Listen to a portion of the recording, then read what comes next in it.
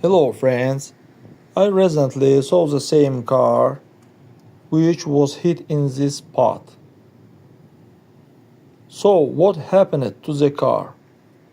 Here it has a safety ball airbag.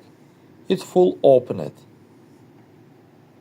Then here on the seat there's also a safety ball airbag, but to full open it was prevented by the seat cover.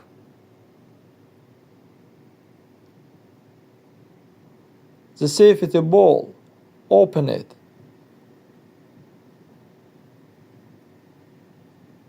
in this direction and almost damaged the driver's back.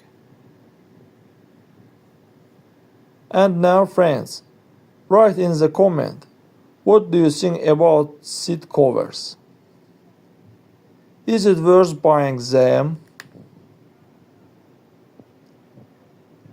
That's all guys, subscribe to our channel, put like and don't forget to put a bell so as not miss new video on the channel.